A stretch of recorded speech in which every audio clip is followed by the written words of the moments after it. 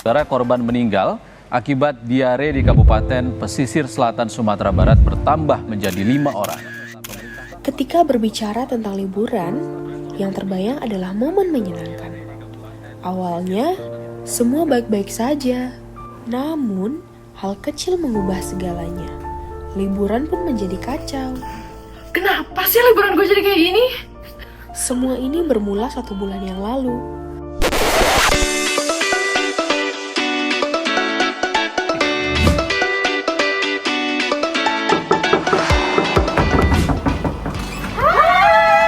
Ready girl? Ready. Ayo.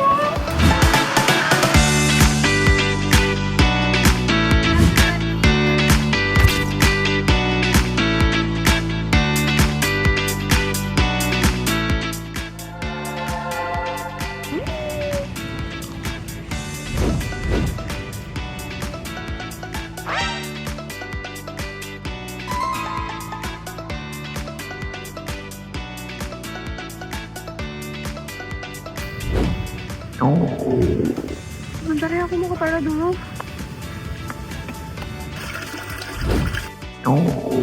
Bentar ya, aku mau ke toilet.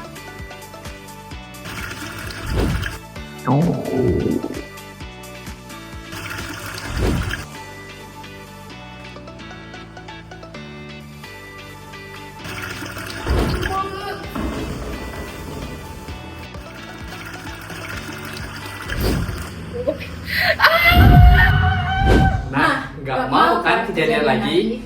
Yuk kita tonton video yang satu ini. Hai travelers, pernah ngalamin diare pas lagi liburan? Pasti sedih kan? Nah, ternyata kondisi ini bisa dicegah loh. Yuk kenalan dulu dengan travel diare.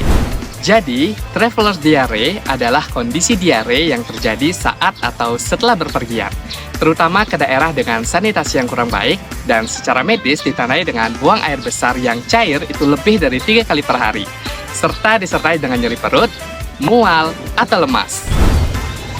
Nah, secara global, sekitar 30-60% wisatawan internasional mengalami kondisi ini, dan umumnya terjadi dalam 3-5 hari pertama perjalanan. Risiko lebih tinggi di negara dengan standar hygiene yang rendah. Travel diare terjadi karena masuknya kuman ke dalam tubuh melalui makanan dan minuman yang terkontaminasi.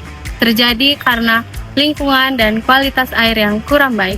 Penyebabnya ada bakteri, virus, dan parasit. Gejalanya bisa bervariasi dari ringan hingga berat, seperti buang air besar cair berulang kali, nyeri atau kram perut, mual dan muntah, demam, tubuh merasa lemas akibat kehilangan cairan, dan pada kondisi tertentu bisa terjadi dehidrasi yang cukup serius, dan hal ini yang perlu kita hindari. Pencegahan utama travelers diare dapat dilakukan dengan siaga.